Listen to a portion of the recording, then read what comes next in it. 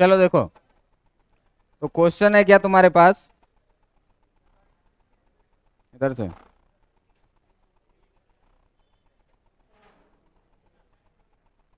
चलो देखो, सुनो, एक क्वेश्चन है तुम्हारे पास, क्या कह रहा है, क्या कि एक व्यक्ति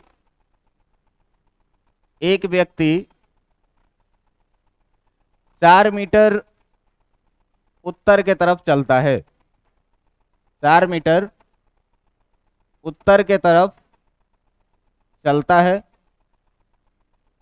उसके बाद चलता है, उसके बाद वह 3 मीटर पूर्व के तरफ चलता है, 3 मीटर पूर्व के तरफ चलता है। पहले चला 4 मीटर किधर, उत्तर के तरफ, उसके बाद चल रहा है किधर, 3 मीटर पूर्व के तरफ। कह रहा है क्या कि व्यक्ति के प्रारंभिक बिंदु से, व्यक्ति के प्रारंभिक बिंदु से, क्या चालू हो जा रहा है ये,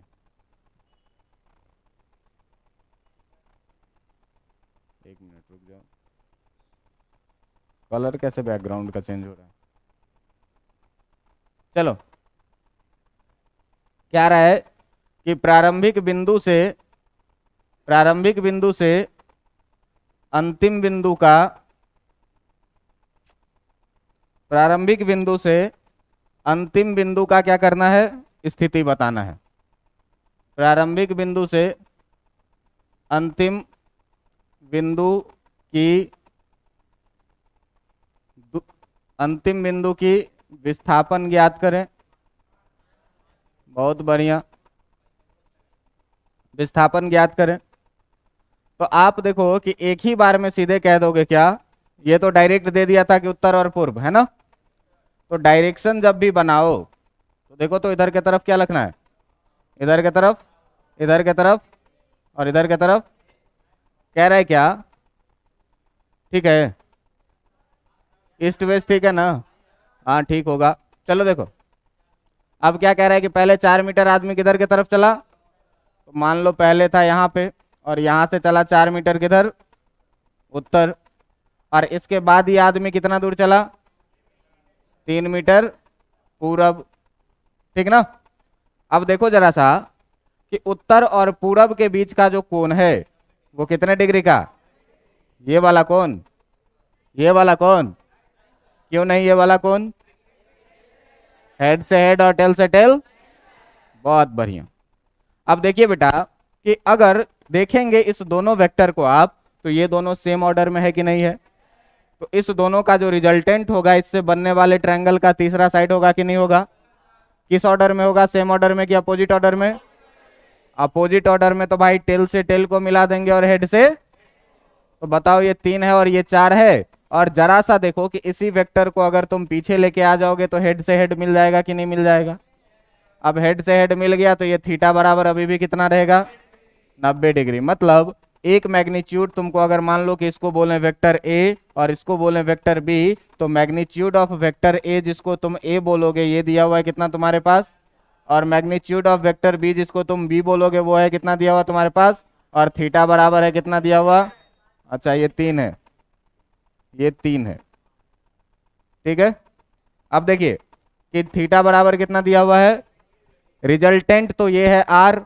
अगर इस आर का मैग्नीट्यूड आपको लिखना है तो ये पिछले दिन मैं आपको एक फॉर्मूला बताया था, कितना, a square plus b square plus 2ab cos theta. अब देखो इसमें कि जब सबका वैल्यू डालोगे, रूट अंडर ए स्क्वायर मतलब 3 का स्क्वायर, बी स्क्वायर मतलब 4 का स्क्वायर प्लस 2 गुने 3 गुने 4 गुने कॉस 90 डिग्री, कॉस 90 डिग्री का वैल्यू कितना होता है, मतलब 0 से ये पूरा मल्टीप्लाई होगा तो कुछ लोग बोल रहे हैं कॉस 90 डिग्री का वैल्यू 1, बड़ी मार मारेंगे। देखो कितना, 9 प्लस रूट अंडर बराबर कितना, तो पाइथागोरस नहीं लगाएंगे तब भी काम समझ में आया वेक्टर लॉ से। अब देखो इसमें कि थोड़ा सा एक हम स्पेशल केस तुमको हम डिस्कस करके दिखाते हैं, ठीक है। कि यदि क्या हो कि वेक्टर ए तथा वेक्टर बी एक ही दिशा में हो, एक ही दिशा में हो, तब इसका रिजल्टेंट कैसे लिखेंगे? तो देखिए, एक ही दिशा में हो दो वेक्टर, मान लीजिए क्या कि एक वेक्टर है आपका वेक्टर ए, मान लीजिए क्या कि एक वेक्टर है आपका क्या ये वेक्टर ए, और एक दूसरा वेक्टर है ये मान लीजिए आपका क्या वेक्टर बी। अब इस दोनों का मैग्नीट्यूड आपको पता है, ये है वेक्टर ए और ये है वेक्टर बी। अब जरा सा बताइए, तो ये दोनों एक ही डायरेक्शन में है कि नहीं है? एक ही डायरेक्शन में है। तो भाई साहब ये बताओ कि अगर इस वेक्टर को तुम उठा करके इस वेक्टर पर रख दोगे तो थीटा कितना हो जाएगा? तो जब भाई साहब थीटा 0 डिग्री हो जाएगा, जब थीटा तुम्हारा 0 डिग्री हो जाएगा, तो यहां मैं लिख सकता हूं क्या कि इस दोनों के बीच का कोण कितना है? थीटा बराबर। कोई दिक्कत? अब रिजल्टेंट लिखने का क्या है भाई? मैग्नीट्यूड ऑफ रिजल्टेंट लिखने के लिए तो तुम्हारे पास फॉर्मूला है वेक्टर ए प्लस वेक्टर बी, और जब तुम मैग्नीट्यूड ऑफ वेक्टर आर लिखोगे, इस दोनों का रिजल्टेंट लिखोगे तो कितना लिखोगे? √a² plus b² plus 2ab cos कितना? थीटा कितना है? कॉस 0 डिग्री का वैल्यू कितना होता है? तो भाई साहब ये a² plus b² plus 2ab हो जाएगा कि नहीं हो जाएगा? जरा सा ध्यान से देखो, a प्लस बी का होल स्क्वायर है कि नहीं है? तो जब भाई साहब a प्लस बी का होल स्क्वायर है तो इसको a प्लस बी का होल स्क्वायर लिखेंगे कि नहीं लिखेंगे? जरा सा देखो, इस स्क्वायर से रूट कैंसिल होगा कि नहीं? हो जाएगा। इसका मतलब जो रिजल्टेंट का मैग्नीट्यूड वो आया, वो कितना आया? a plus. अब जरा सा ध्यान दो कि फोर्स वेक्टर है, एक फोर्स इधर लगाए 10 न्यूटन का, ठीक ना? मान लो एक फोर्स इधर लगाए इस ब्लॉक पे कितने का? 10 न्यूटन का, इसका मास है कुछ भी। एक दूसरा फोर्स भी अगर हम इसी डायरेक्शन में लगाए 5 न्यूटन का, और तुमसे पूछे कि बताओ एफ नेट कितना होगा, तो सीधे क्या करते थे? 10 प्लस। क्यों करते थे ये दिख रहा है तुमको? समझ में आ रहा है कि नहीं आ रहा है? बातें समझ में आ रही है? सर अगर अपोजिट डायरेक्शन में हो तो, है ना? अच्छा, ये चीज ध्यान से दो कि इस ए और बी के सेम डायरेक्शन में भी आर का डायरेक्शन होगा, जो नेट फोर्स लगेगा वो भी क्या होगा? सेम डायरेक्शन में ही होगा ए और बी के, ठीक ना? तो यहां पर आप लिख सकते हैं क्या कि इसमें जो है तो जो सदिश आर का जो आपका दिशा होगा, सदिश आर का दिशा ए और बी के दिशा के समान होगा। ए तथा बी के दिशा के क्या होगा? समान होगा। ए तथा बी के दिशा के समान होगा। अब देखिए, ए और बी के दिशा के समान हो रहा है, बातें क्लियर भी हो रही है आपको? क्या इस एग्जाम्पल से क्लियर हो रहा होगा, है ना? कि इस पर मैं इधर के तरफ 10 न्यूटन का फोर्स लगाऊं, तुम भी यहां से आओ इधर के तरफ 5 न्यूटन का फोर्स लगाओ, इस पे जो टोटल फोर्स लगेगा इधर के तरफ, किधर? जिधर मैं लगा रहा हूं उधर, जिधर तुम लगा रहे हो उधर। तो जो नेट फोर्स का जो डायरेक्शन हो रहा है वो ए और बी दोनों के डायरेक्शन के सेम डायरेक्शन में हो रहा है। और अगर सेम डायरेक्शन में कभी भी दो वेक्टर लगे तो सिंपली पकड़ के क्या करिए? वेक्टर लॉ लगाने की कोई जरूरत क्यों नहीं है। ये समझ में आया? चलो अब देखो भाई कि अगर ए और बी एक दूसरे के विपरीत दिशा में हो, ठीक ना? यदि वेक्टर ए तथा वेक्टर बी क्या हो? यदि वेक्टर ए तथा वेक्टर बी विपरीत दिशा में हो। अब देखो, यदि वेक्टर ए और वेक्टर बी विपरीत दिशा में होगा, तो विपरीत दिशा में होने से देखिए क्या हुआ कि विपरीत दिशा में होने का मतलब क्या हुआ? ये मान ले है तेरा क्या वेक्टर ए, और एक दूसरा वाला मान ले क्या कि ये है तेरा वेक्टर बी। देखो तो एक दूसरे के विपरीत दिशा में है कि नहीं है? जब ए और बी विपरीत दिशा में है भाई साहब, तो जरा सा आप मुझे बताइए कि ये वेक्टर ए और वेक्टर बी के बीच का कोण कितना है? अब देखो तरीका देखो क्या कि पहले क्या करना है? टेल से टेल को मिलाना है, उठाए पैरेलल शिफ्ट किए, टेल से टेल मिला दिए, टेल से टेल मिला दिए, टेल से टेल मिला दिए, तो देखो कितना कोण बन रहा है? 180 डिग्री। मतलब दो वेक्टर जिसका डायरेक्शन अपोजिट डायरेक्शन में होगा उसके बीच का कोण कितना? 180 डिग्री। तो भाई साहब ये बताओ, यहाँ थीटा बराबर 180 डिग्री लिख सकते हैं कि नहीं लिख सकते हैं? लिख सकते हैं। अब अगर इस दोनों का रिजल्टेंट तुमको लिखना है वेक्टर ए बराबर, तो वेक्टर ए प्लस वेक्टर बी ही लिखेंगे, माइनस बी नहीं लिखेंगे, मैग्नीट्यूड सेम नहीं दिया हुआ है। समझ में आया? अब देखिए कि जो रिजल्टेंट आप लिखते हैं आर बराबर वो कितना लिखते हैं? √a² plus b² plus 2ab cos कितना डिग्री? 180 डिग्री। तुमको पता होगा कॉस 180 डिग्री का वैल्यू? -1 होता है, तो भाई साहब ए स्क्वायर प्लस बी स्क्वायर, और -1 को करेंगे तो ये -2a भी हो जाएगा कि नहीं। जरा सा ध्यान से देखो, ये क्या है, a माइनस बी का, तो भाई साहब इसको root under a minus B का होल स्क्वायर लिखेंगे कि नहीं। अब देखो यहाँ पर थोड़ा सा सावधानी बरतिए, क्या मैथ्स में आ जाइए, थोड़ा सा सावधानी बरतिए, क्या मैथ्स में आ जाइए क्या। तो मैथ्स में root under X square equal to X लिखेंगे, माइनस एक्स लिखेंगे, प्लस माइनस एक्स लिखेंगे, क्या लिखेंगे, तीनों ही गलत, ठीक ना, तीनों ही क्या गलत। रूट अंडर एक्स स्क्वायर को हम लोग लिखते हैं क्या, मॉड एक्स। कुछ लोगों के मुंह से आवाज आ रही थी, बहुत अच्छा लगा।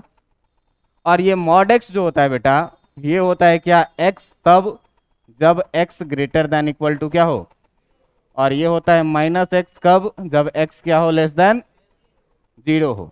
समझ में आ रही है बात। अब देखो कि x ग्रेटर देन 0, अगर मान लो हम बोल दें कि y इक्वल टू है तुम्हारा रूट अंडर एक्स स्क्वायर, और बोले हम इसका तुमको ग्राफ बनाने के लिए, ठीक ना, तो बोले हम अगर तुमको इसका ग्राफ बनाने के लिए, तो तुम देखो कि y इक्वल टू एक्स का जो ग्राफ होता है वो सीधा ऐसा ग्राफ होगा, ये 45 डिग्री पे। लेकिन कह रहा है कि ये y इक्वल टू एक्स तब होगा जब x क्या रहे, 0 से या बराबर रहे।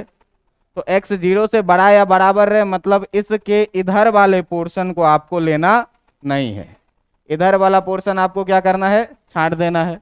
क्योंकि ये डेफिनेशन नहीं कह रहा है क्या कि x लेंगे कब, जब x 0 से बड़ा रहे तब। तो 0 या 0 से बड़ा वाला पोर्शन हम ले लिए इस ग्राफ का। y equal to minus X का ग्राफ तुम कैसे लिखते हो, y equal to minus X का ग्राफ लिखोगे ऐसे, ये एंगल हो जाएगा तुम्हारा 135 डिग्री, ठीक है। अब देखिए कि ये कह रहा है कि y equal to minus X कब होगा, y equal to minus X कब होगा, तो जब x 0 से क्या रहे, तो इधर वाला पोर्शन लेंगे कि इधर वाला पोर्शन लेंगे। अच्छा देखो यहाँ बराबर का साइन नहीं लगा हुआ है, मतलब 0 भी नहीं लेना है, तो 0 भी नहीं लेना है, इसका मतलब यहाँ पर एक 0 वाला पोर्शन भी खाली होगा और इधर वाला पोर्शन भी छूट जाएगा। अब कह रहा है कि इस दोनों को मिला दीजिएगा तो बन जाएगा क्या, मॉड एक्स। तो क्या करो, इस कहानी को उठाओ और इस पर डाल दो, तो ये वाला जो बिंदु है इस खाली ढक्कन को भर देगा और ये वाला लाइन इधर आ जाएगा, है ना। तो इस दोनों को जब आप मिला दीजिएगा तो आपको एक ग्राफ मिलेगा क्या, y equal to mod X. देखिए मिलाने के बाद कैसा होगा, ये हो जाएगा कुछ ऐसा, ये था y इक्वल टू एक्स, ये हो जाएगा कुछ ऐसा, ये था क्या y equal to minus X, और इसी दोनों को हम लोग एक साथ बोलेंगे क्या, y equal to mod x.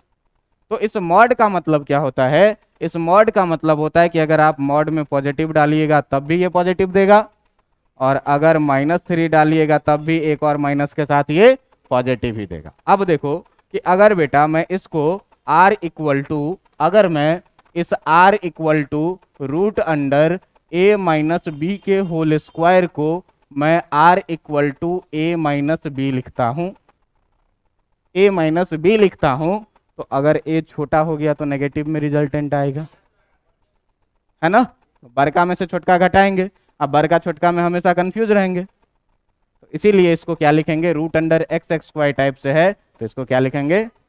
अब आंसर कुछ भी आए इसके साथ क्या लिखना है, सर प्लस वाले में काहे नहीं लिखे, तो छोटका भी मैग्नीट्यूड प्लस में, बड़का भी मैग्नीट्यूड, और प्लस प्लस को जोड़ेंगे तो हमेशा प्लस ही आएंगे। और आप चाहें तो पीछे जो चीज हम लोग लिखे थे r equal to root under a plus B का होल स्क्वायर, इसको भी तुम चाहो तो r equal to mod a plus B लिख सकते हो, इससे कोई फर्क नहीं पड़ेगा। लेकिन यहाँ पर हम मॉड लगाएं या ना लगाएं कोई फर्क, लेकिन यहाँ पर लगाना जरूरी हो जाएगा। क्यों कि अगर a छोटा हो गया तो फिर माइनस में आने लग जाएगा।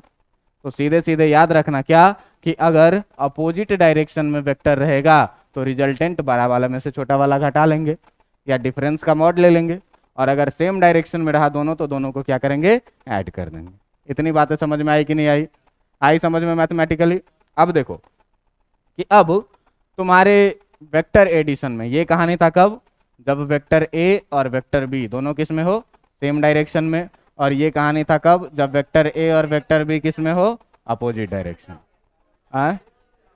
अच्छा उल्टा हो गया, चलो उल्टा हो गया तो इसको उल्टा कर दो और इसको भी उल्टा कर दो। अब उल्टा कर दो तो इधर वाला है उल्टा वाला, तो इसको कर दीजिए इधर ए और इसको कर दीजिए इधर, अब ठीक हुआ।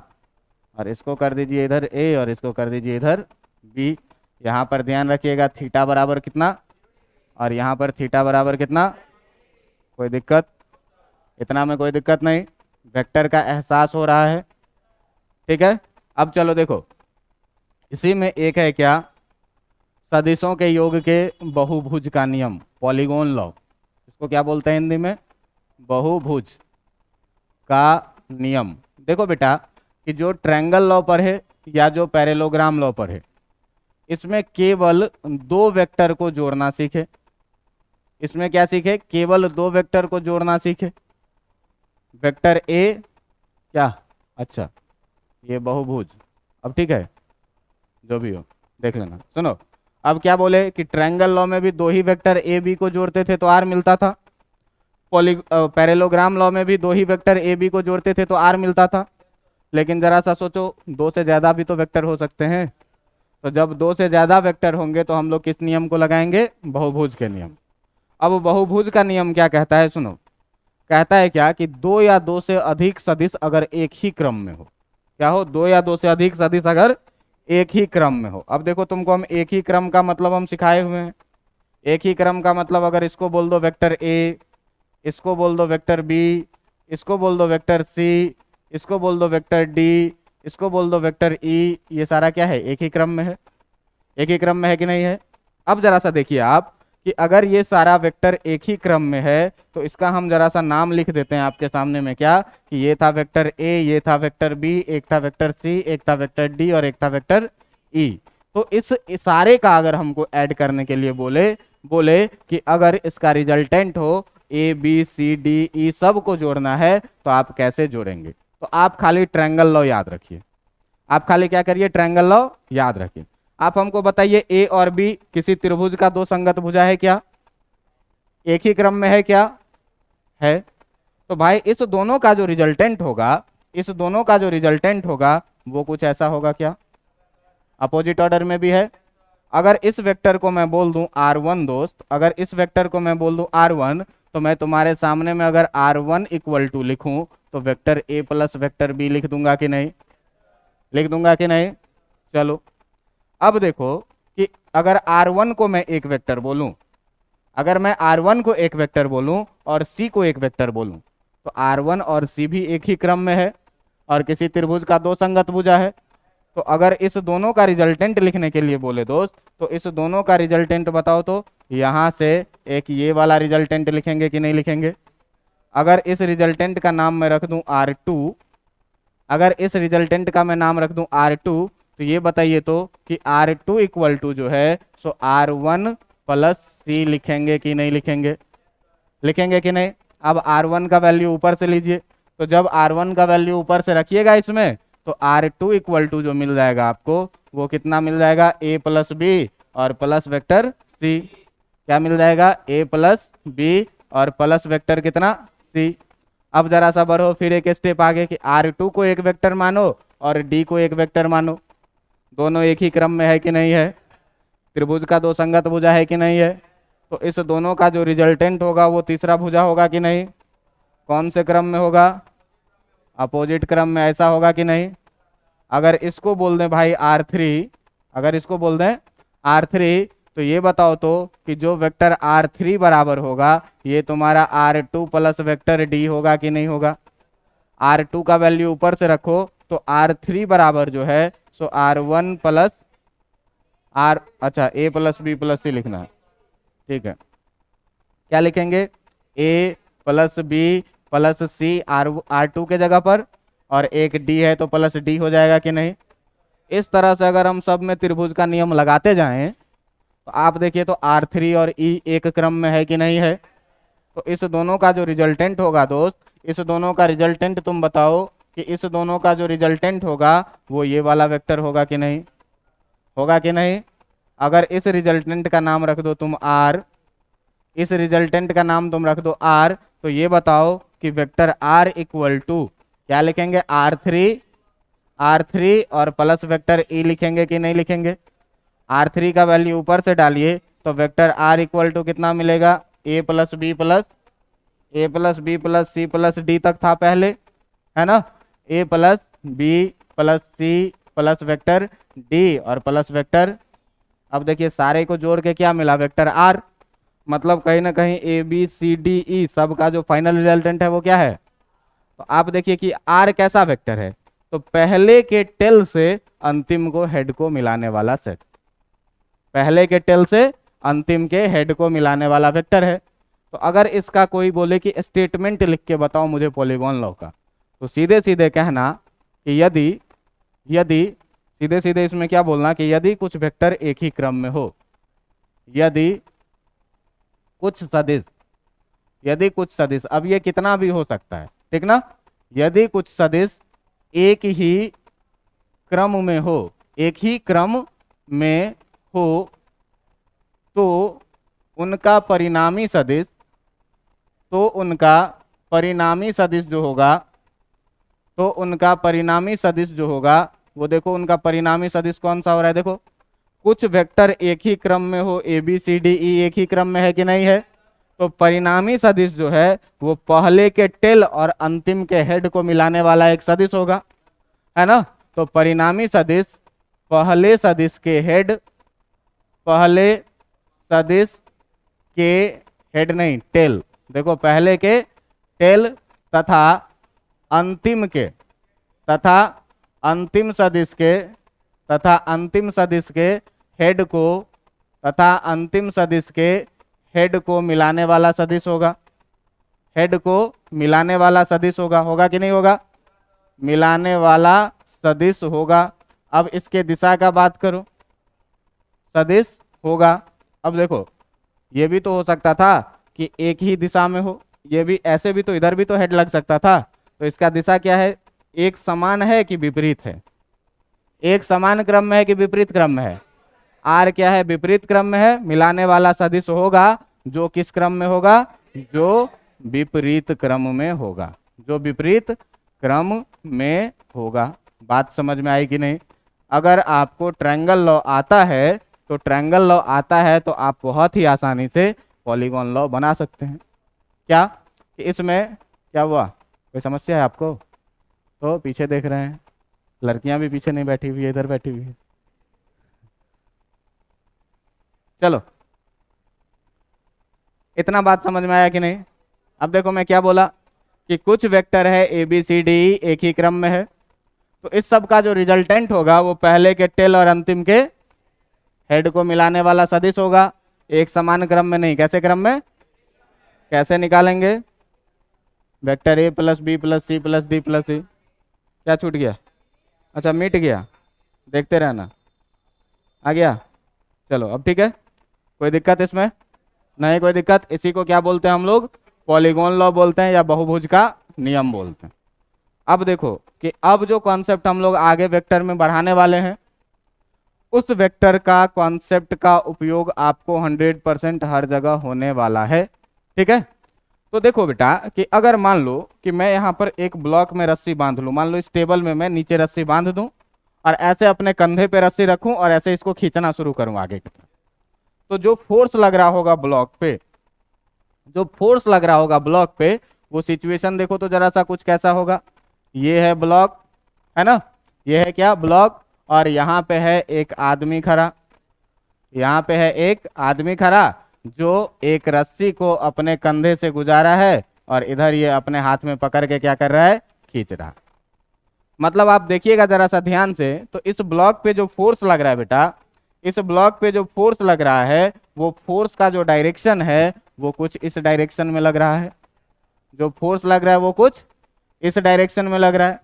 अब देखो कि ये डायरेक्शन ना तो इस डायरेक्शन में लग रहा है और ना तो इस डायरेक्शन में लग रहा है, बीच में लग रहा है। लेकिन हम लोग देख रहे हैं क्या कि अगर वेक्टर एक दिशा में हो तो भी जोड़ना आसान हो रहा है, डायरेक्ट ए प्लस बी कर दे रहे हैं। अगर विपरीत दिशा में होता है तो भी जोड़ना आसान होता है, हम लोग डायरेक्ट ए माइनस बी, और 90 डिग्री पे होता है तो भी आसान होता है, सीधे हम लोग ए स्क्वायर प्लस बी स्क्वायर कर देते हैं जब थीटा बराबर 90 डिग्री होता है। तो अब वेक्टर लॉ में हर वेक्टर अपना अलग अलग दिशा लेके चलेगा, लेकिन हमको काम करने में जो आसान हो रहा है कब, या तो सेम डायरेक्शन में रहे या तो अपोजिट डायरेक्शन में रहे, नहीं तो पाइथागोरस वाला रहे। अब कुछ ऐसा जुगाड़ इसमें लगा दें, कुछ ऐसा जुगाड़ इसमें लगा दें कि या तो ये 90 डिग्री पर हो जाए और या तो क्या हो 0 डिग्री पर हो जाए, और या तो क्या हो 180 डिग्री पर हो जाए, है ना। दो से अधिक वेक्टर रहे तो सबका दिशा अलग अलग रहेगा। अब तुम देखो कि पॉलीगॉन में अगर तुमको रिजल्टेंट निकालना है तो कई बार ट्रायंगल लॉ लगाना पड़ा, बहुत बार लगाना पड़ा, बहुत टाइम टेकिंग चीज है। अब इस कहानी से बचने के लिए तुमको क्या करना है कि वेक्टर का सहायता लेना है। अब कैसे वेक्टर का सहायता लेंगे? तो आप देखिए कि ये जो फोर्स इस कोना में लग रहा है तो इस पे दो तरह का फोर्स, एक तो लग रहा है कि क्षैतिज में आगे जाएगा, दूसरा ये भी लग रहा है कि इस पे ऊपर की तरफ भी कुछ लग रहा है, बीच बीच की कहानी लग रही है। अब मान लीजिए क्या कि एक सरफेस है ऐसा, मान लीजिए कि एक सरफेस है ऐसा, इसको हम एक्स एक्सिस वाई एक्सिस बनाएंगे, ठीक है, और ये यहाँ पे ये वाई एक्सिस, मान लो एक्सिस पतला ही रहेगा तो अच्छा लगेगा। अब देखो कि इसको मैं बोल रहा हूं क्या, इसको मैं बोल रहा हूं क्या एक्स एक्सिस, और इसको मैं क्या बोल रहा हूं वाई एक्सिस। अब तुम देखो कि फोर्स है वेक्टर क्वांटिटी। अब मान लीजिए कि इसमें इस कहानी में जो है सो क्या है कि यहाँ पे ओरिजिन पे एक ब्लॉक रखा हुआ है, ओरिजिन पे क्या है एक ब्लॉक रखा हुआ है, और इस ब्लॉक पे एक फोर्स लग रहा है, एक फोर्स लग रहा है कुछ भी न्यूटन का, इस ब्लॉक पे एक फोर्स लग रहा है आपके कुछ न्यूटन का, मान लीजिए ऐसे लग रहा है कि नहीं। इस पे मान लीजिए ये भी बात कि एक्स एक्सिस के साथ ये एंगल बना रहा है कितना, थीटा, और इस वेक्टर को अगर हम लोग बोल दें वेक्टर आर, कोई भी हो सकता है, फोर्स हो सकता है, डिस्प्लेसमेंट हो सकता है। अब आर किसी एंगल पे है, ये हमको अच्छा नहीं लग रहा है, हम चाहते हैं कि आर में कुछ ऐसा हो कि या तो ये सेम दिशा में हो जाए, या तो विपरीत दिशा में हो जाए, या तो 90 डिग्री पर हो जाए। तो दोस्त देखो यहां से क्या करते हैं हम, इसमें थोड़ा सा जुगाड़ लगाने के बाद फिर हम लास्ट में आपको रटवा भी देंगे, मैथमेटिकली पहले निकाल के देखते हैं, बाद में रटवा देंगे कि याद कैसे करना है, एक लाइन का चीज है। अब देखिए कि इस आर में हम क्या कर रहे हैं कि यहां से हम इसमें एक लंब गिराते हैं। अब तुम देखो कि इसको लंब गिराने के बाद ये बात बताओ कि अगर हम इसका नाम रख दें ओ, इसका हम नाम रख दें पी, और इसका हम नाम रख दें एम, तो इस वेक्टर आर का जो क्षैतिज दिशा में है, एक्स दिशा में है, वो कंपोनेंट क्या है, ओ एम है। अगर ओ एम पता चल जाए तो हमको ये पता चल जाए कि एस एक्स दिशा में कितनी आर है। तो ओ एम को अगर निकालना है तो इसमें जरा सा देखिए तो हमको पता क्या क्या है, हाइपोटेन्यूज पता है और बेस पता है। इस ट्रायंगल में बेस निकालना है तो हाइपोटेन्यूज और बेस में रिलेशन देखेंगे, तो बी और एच में रिलेशन कौन देता है, कॉस देता है। तो जरा सा लगाइए तो कॉस थीटा भाई, इसमें जब कॉस थीटा लगाइएगा तो आ जाएगा कितना, ओ एम और बट्टा ओ पी, है कि नहीं। अब देखिए कि ओ एम बट्टा ओ पी जो आ गया, तो कॉस थीटा जब यहां से आप लिखिएगा तो ओ एम और ओ पी का लेंथ कितना है, तो अगर बेटा ओ एम लिखना है तो ओ एम बराबर कितना लिखेगा, और देखो तो ये किस डायरेक्शन में है, तो अगर ओ एम वेक्टर के फॉर्म में लिखना है तो इसके साथ आई कैप लगा देंगे, काम हो जाएगा कि नहीं।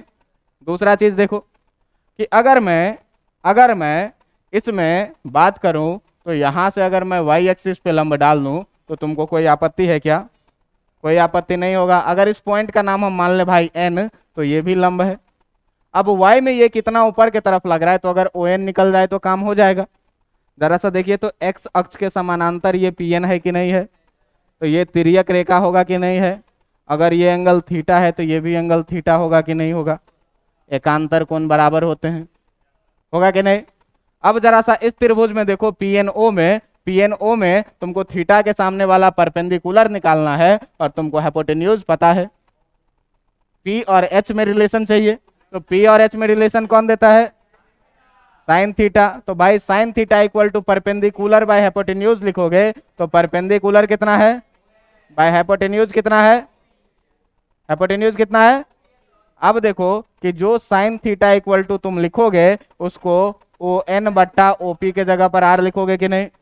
आर को जब इधर लेके आओगे ओ एन, देखिए आर को जब लेके तो ओ एन कितना हो जाएगा, आर साइन थीटा, और वाई में है तो इसके साथ क्या लगा देंगे, जे कैप, तो ये हो जाएगा वेक्टर ओ एन, हो जाएगा कि नहीं। अब जरा सा आ जाओ सदिशों के योग के समानांतर चतुर्भुज के नियम पर। तो सदिशों के योग के समानांतर के चतुर्भुज के नियम पर जब तुम आ जाओगे तो मान लो कि ये ओ एम एक वेक्टर है, ओ एम क्या है, एक वेक्टर है, और इस ओ एन को भी मान लीजिए आप क्या कि एक, आप बताइए कि ओ एम और ओ एन समानांतर चतुर्भुज की दो संगत भुजाएं है कि नहीं है ना। जब दो संगत भुजाएं हैं भाई साहब, तो ये बताइए कि ये जो ओपी विकर्ण है ये रिजल्टेंट होगा कि नहीं होगा। और इस रिजल्टेंट वेक्टर ओपी को जो है, इस रिजल्टेंट वेक्टर ओपी को जो है, इस सबको मिटा दें, ये सब तो किसी काम का नहीं है ना, इसको मिटा देते हैं। नहीं, कोई किसी काम का नहीं है, इसको याद ही नहीं रखना है, ये बस समझाने के लिए चीज थी, नोट्स में ये सब नहीं डाल, इधर जगह बच जाएगा तो काम कर लेंगे। चलो देखो, अब मैं क्या बोला कि देखो इस तरीके से देखो समानांतर चतुर्भुज के नियम से, तो सदिश ओ एम तथा क्या लिख रहे हैं, ओ एम लिखना था है ना, सदिश ओ एम तथा ओ एम का जो है, ओ एम का परिणामी सदिश जो है, वो परिणामी सदिश क्या है, का परिणामी सदिश कौन सा है, का परिणामी सदिश ओपी है ना। ओ एम और ओ एन लिखना था। अच्छा चलो, ओ एन, ठीक ना, अब ठीक है। ओ एम और ओ एन का परिणामी सदिश क्या है, किस नियम से, समानांतर चतुर्भुज के नियम से। अब देखिए कि समानांतर चतुर्भुज के नियम से जब भाई वेक्टर ओपी लिखेंगे तो वो कितना लिखेंगे, ओ एम और प्लस ओ एन लिखेंगे कि नहीं। अब ओपी जो है तुम्हारा वो क्या है, वेक्टर, और ओ एम जो है वो तुम्हारा कितना है, R cos theta I cap, plus O N जो है तुम्हारा वो कितना है, R sine theta J cap. अब देखो इस वेक्टर आर को देखने से सीधा सीधा लग रहा है, जब आप लिखते थे बेटा एफ बराबर 2 आई कैप प्लस 3 जे कैप न्यूटन, तो इससे सीधा ये पता चलता था कि ये जो फोर्स है एक्स में 2 न्यूटन का लग रहा है और वाई में। इसका मतलब देखो कि इस वेक्टर आर को जो तुम देख रहे हो, तो R cos theta I cap मतलब एक्स में कितना लग रहा है और वाई में कितना लग रहा है। इसका मतलब ये हुआ सीधा सीधा, इसका मतलब ये हुआ सीधा सीधा क्या, कि जो वेक्टर आर है, जो वेक्टर आर है वो दो ज्यामितीय अक्षों ज्योमेट्रिकल एक्सिस, ठीक ना, दो ज्यामितीय अक्षों एक्स अक्ष और वाई अक्ष में, एक्स अक्ष तथा वाई अक्ष में कितना कितना है, आर कॉस थीटा है एक्स अक्ष में, तथा आर साइन थीटा है किसमें, वाई अक्ष में है, लिख देंगे सीधे, क्रमशः भी है ना, क्रमशः है, मतलब एक्स अक्ष में कितना चल रहा है, आर साइन थीटा, और वाई अक्ष में कितना चल रहा है, आर। अब देखो कि यहां से जो कंक्लूजन है ये क्या है, एक लाइन का बाद जो कंक्लूजन है ये क्या है, इतना क्यों पढ़े हैं। तो कोई भी वेक्टर आर था किसी एंगल थीटा पे, अब इसके बारे में हमको बहुत पता नहीं चल पा रहा था, दिक्कतें आ रही थी। हम सोचे क्या कि अगर ये कहानी एक्स एक्सिस और वाई एक्सिस में बदल जाए तो हमारे लिए काम आसान हो जाएगा, 90 डिग्री पे हो जाएगा। जब 90 डिग्री पे हो जाएगा तो हम इसमें क्या किए, थोड़ा सा मैथ्स लगाए, तो ओ एम दिख रहा है आर कॉस थीटा के बराबर में और ओ एन दिख रहा है आर, वेक्टर के फॉर्म में लिखे समानांतर चतुर्भुज के नियम से, तो ये भी दिख रहा है कि एक्स में आर कॉस थीटा और वाई में। इसका मतलब ये हुआ कि सदिश आर को जो है सो दो ज्यामितीय घटकों में तोड़ा जा सकता है, एक होगा आर कॉस थीटा और एक होगा आर। अब सवाल उठता है कि हमेशा कॉस थीटा किसको लिखेंगे, साइन थीटा किसको लिखेंगे, तो हमेशा ध्यान में ये रखना, थीटा जिस एक्सिस के साथ लगा हुआ रहे उसके साथ क्या लिखना है, और थीटा जिसके साथ नहीं लगा हुआ रहे उसके साथ। इतनी बातें क्लियर है। तो थीटा यहाँ एक्स एक्सिस के साथ लगा हुआ है, इसीलिए एक्स एक्सिस में लिखेंगे कितना, कॉस थीटा, और वाई एक्सिस में लिखेंगे कितना। लेकिन अगर थीटा की कहानी बदल के यहां से यहां पर आ जाती, अगला पेज लें, अगला पेज लेकर के देखिए, अगर यहां पर हम लोग दो वेक्टर लिखे थे और थीटा की कहानी हम यहां से अगर बदल देते और बोलते कि ये वेक्टर आर अब थीटा यहां पे बना रहा है, तो y में जो होता तुम कंपोनेंट लेता, ये लेता कितना, आर कॉस थीटा, जिसके साथ थीटा लगा हो उसके साथ कॉस थीटा और जिसके साथ नहीं लगा हो उसके साथ आर साइन थीटा। अब तुम कहोगे कि अगर सर वेक्टर आर बराबर आप लिखे R cos theta I cap पीछे लिखे थे और plus R sine theta J cap, तो आप बताइए कि इस वेक्टर का जो रिजल्टेंट होगा वो आर के बराबर में ही होना चाहिए कि नहीं। देखो जरा सा, रिजल्टेंट लिखने के लिए देखो कि ये पूरा चीज कितना है और ये पूरा चीज कितना है, वह है ना। और जेड बराबर कितना है, नहीं है तो जेड बराबर, जो वेक्टर आर का तुम मैग्नीट्यूड लिखते हो बेटा वो यही तो लिखते हो, X X square plus Y square plus, लिखते हो ना। तो वेक्टर आर का मैग्नीट्यूड एक्स एक्स स्क्वायर लिखने का मतलब R square cos square theta हुआ कि नहीं, plus R square sine square theta हुआ कि नहीं, प्लस जीरो का स्क्वायर जीरो हुआ कि नहीं। देखो जरा सा, इस दोनों में से आर स्क्वायर कॉमन ले लीजिए तो cos square theta plus sign square theta होगा कि नहीं। इसका वैल्यू पढ़े हुए हैं कितना, आर स्क्वायर से मल्टीप्लाई करेंगे तो कितना हो जाएगा, क्या हो गया, बराबर है कि नहीं है, कोई फर्क पड़ेगा। तो अब से जीवन में कोई भी वेक्टर रहे उसको चटाक से हम लोग दो रेक्टेंगुलर कंपोनेंट में तोड़ देंगे, जिसके साथ थीटा लगा हुआ रहेगा उसके साथ, और जिसके साथ नहीं लगा रहेगा उसके साथ। क्यों, उसका प्रूफ मैथमेटिकली देख लिए। अब देखो कि ये पोर्शन बहुत वाइटल पोर्शन है वेक्टर का, जहां से जबरदस्त जबरदस्त सवाल बनते हैं। और अगर आप Newton's laws of motion 11th में पढ़े हैं तो आपको सहयोग मिलेगी। आप देखिए जरा सा कि सवाल कैसे बनाया जाता है। क्लियर है बात। चलो देखो अब क्वेश्चन कैसे बनना है इस पे ये देख लो। क्वेश्चन में क्या कहेगा, कहेगा कि एक सरफेस है, इस सरफेस पर एक ब्लॉक रखा हुआ है जिसका मास है मान लो कुछ भी m, ठीक ना। कह रहा है क्या कि इस पे दो फोर्स लग रहा है, इस पे दो फोर्स लग रहा है। एक फोर्स लग रहा है तुम्हारा इधर के तरफ जो जो इस अक्ष के साथ कोण बना रहा है तुम्हारा 37 डिग्री का, और कह रहा है कि यदि फोर्स है ये 10 न्यूटन का, ठीक ना, यदि ये फोर्स है 10 न्यूटन का और इसी पे एक दूसरा फोर्स भी काम कर रहा है, इसी पे एक दूसरा फोर्स भी काम कर रहा है, ये फोर्स है ऐसे इस पे काम कर रहा है, और अगर आपको कह रहा है कि ये एंगल जो है ये एंगल है 53 डिग्री का और इस फोर्स का मैग्नीट्यूड है 15 न्यूटन का, तो आप बताइए कि एक्स दिशा में कितना फोर्स लग रहा है, आप बताइए कि वाई दिशा में कितना फोर्स लग रहा है, और आप ये भी बताइए कि एफ नेट बराबर कितना है। अब तुम देखो फोर्स है तो ये वेक्टर है, फोर्स है तो ये, अब तुम इसमें करो क्या, देखो सवाल कैसे लगाना है ये सीख लो। तो सबसे पहले 53 डिग्री 37 डिग्री क्लियर कर देते हैं। तो 53 डिग्री 37 डिग्री में हमेशा एक समकोण त्रिभुज ऐसा याद रखना जिसकी भुजाएं हो 3 4 और 5। तो 3 के सामने वाला जो कोण होगा वो छोटा कोण होगा 37 डिग्री, और 4 के सामने वाला जो होगा वो होगा, अब देखो साइन थीटा लिखोगे तो साइन 37 डिग्री लिए, थीटा के सामने वाला परपेंडिकुलर और हाइपोटेन्यूज कितना, समझ में आया। अगर कॉस 37 डिग्री लिखना है तो कॉस 37 डिग्री कितना लिखेंगे भाई, b बाई 4/5। अगर साइन 53 डिग्री लिखना है तो थीटा ये है, सामने वाला परपेंडिकुलर होगा तो 4/5। और अगर आपको कॉस 53 डिग्री लिखना है तो इसके लिए क्या, बेस बाय हाइपोटेन्यूज कितना 3/। इसको हमेशा याद रखना, ये हमेशा यूज में आने वाला डाटा है, समझे। अब देखिए कि इस पर सवाल कैसे बनाना है, सुनिए सवाल कैसे बनाना है। आप मुझे ये बताइए भाई साहब, सुनिए आप मुझे ये बताइए कि इस वेक्टर को इस पे ऐसे लग रहा है, ये वेक्टर बाहर की तरफ लग रहा है, तो ये ऐसे लग रहा है मतलब इसको खिसका करके ऐसे लगा देंगे तो कोई दिक्कत हो जाएगा क्या, डायरेक्शन भी नहीं बदला और मैग्नीट्यूड भी नहीं बदला। अब देखिए कि यहाँ पर ये वाला कोण जो था, यहाँ पर जो आपका ये वाला कोण था, यही वाला कोण तो था 53 डिग्री, तो ये वाला कोण भी कितना हो जाएगा भाई 53 डिग्री। अब देखो बॉडी को मान लो कहाँ, ओरिजिन पे, बॉडी को मान लो कहाँ।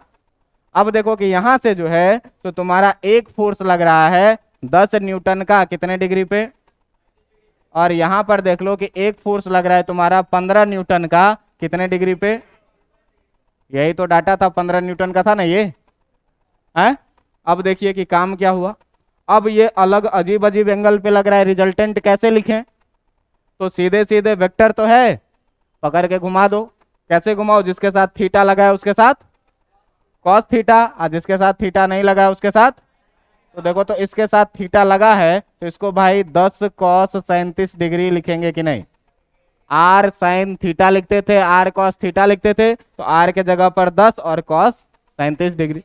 अब इसके साथ थीटा नहीं लगा हुआ है, तो थीटा नहीं लगा हुआ, इसका मतलब ये कितना हुआ, 10 साइन 37 डिग्री। इसका कहानी खत्म। अब इसकी कहानी खत्म।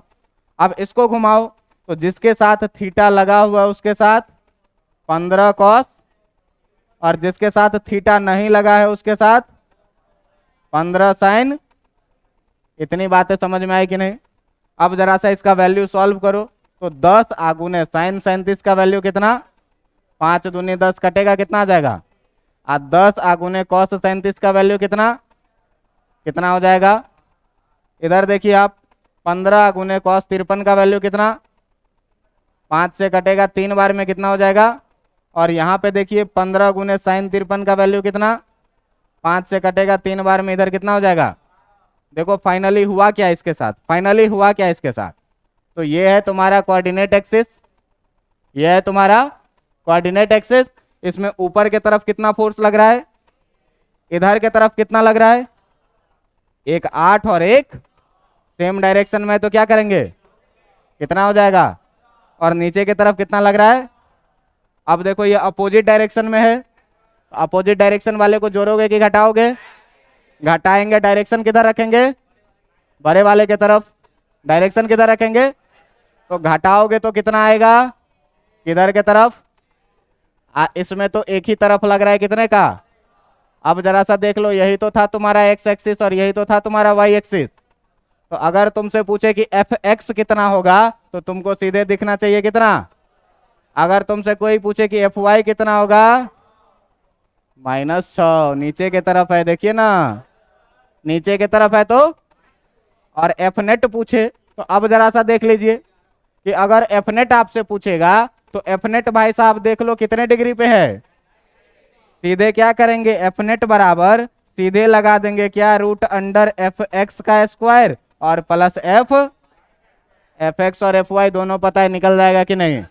तो इतना खतरनाक चीज वेक्टर के एक कॉन्सेप्ट से क्या हो गया, समझ में आया कि नहीं। इसको बोलते हैं क्या, रिजोल्यूशन ऑफ वेक्टर। कंक्लूजन सुन लो, इसको बोलते हैं क्या, रिजोल्यूशन ऑफ वेक्टर। जिस रिजोल्यूशन ऑफ वेक्टर में आपको एक लाइन ही बस याद रखना है क्या, कि अगर कोऑर्डिनेट एक्सिस में कोई भी वेक्टर है, अगर कोऑर्डिनेट एक्सिस में कोई भी वेक्टर है जिसका नाम है एक्स, और वाई एक्सिस में कोई भी वेक्टर मान लीजिए है क्या, ये वाला कोई सा वेक्टर मान लो, ये है, ये वेक्टर है आर, ठीक ना। कोऑर्डिनेट एक्सिस में ये वेक्टर है क्या तुम्हारा आर। अगर ये है एक्स एक्सिस, ये है वाई एक्सिस, और ये वेक्टर थीटा एंगल बना रहा है, इस वेक्टर का मैग्नीट्यूड है आर, तो जिसके साथ थीटा लगा है उसके साथ कितना लोगे, और जिसके साथ थीटा नहीं लगा है उसके साथ क्या लोगे, साइन थीटा। ये याद रहेगा कि नहीं रहेगा। अगर ये वेक्टर इधर रहता तो, और ये एंगल थीटा रहता तो, अगर इसका नाम पी रहता तो, पी रहता तो जिसके साथ थीटा लगा है उसके साथ, और जिसके साथ नहीं लगा है उसके साथ। बात समझ में आ रही है कि नहीं। अगर वेक्टर ये रहता तो, और ये एंगल अल्फा रहता तो, अगर इसका नाम रख लो, क्या रख ले, ए रख लो, ठीक ना। जिसके साथ लगा हुआ है उसके साथ, और जिसके साथ नहीं लगा है उसके साथ। कोई दिक्कत, कोऑर्डिनेट में घुमाना सीख गए। अच्छा सर तीनों में हो गया है, वो इसमें भी हो जाए तो अच्छे लगेगा। बीटा रहे और इसका नाम रख लो बी। अच्छा ये बीटा और बी में, तो जिसके साथ बीटा लगा है उसके साथ बी कॉस, और जिसके साथ नहीं लगा उसके साथ। बात समझ में आ गई कि नहीं। अब देखिए कि जब सारे वेक्टर को आप घुमा लीजिएगा, तो सब या तो एक्स एक्सिस में दिखेगा, या तो एक्स और वाई एक्सिस एक दूसरे से 90 डिग्री पर है। और 90 डिग्री वाला कहानी तो अपने को बहुत आसान लगता है, तो कहानी इस कॉन्सेप्ट से क्या होगा, बहुत। और इसी टॉपिक को हम लोग बोलते हैं क्या, रिजोल्यूशन ऑफ वेक्टर। रिजोल्यूट करने का मतलब होता है क्या, घुमा देना सीधे। क्या होता है, घुमा देना। एक वेक्टर था, उटपटांग दिख रहा था, अब उटपटांग दिख रहा है तो इसको क्या करेंगे। अब मान लो कोई लड़की है, उटपटांग दिख रही है शादी के दिन, तो क्या करेगी,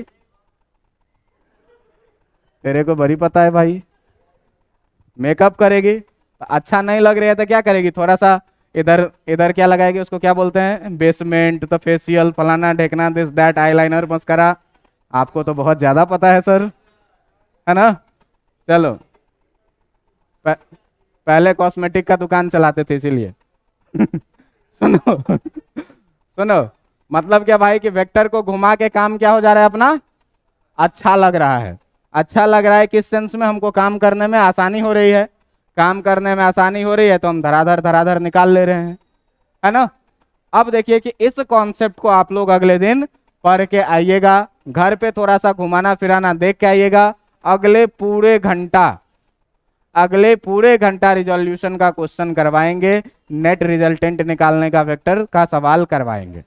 और इसके बाद खाली प्रोडक्ट ऑफ वेक्टर बच जाएगा, जिसमें डॉट प्रोडक्ट और क्रॉस प्रोडक्ट पढ़ेंगे और वेक्टर को हम लोग कर देंगे समाप्त।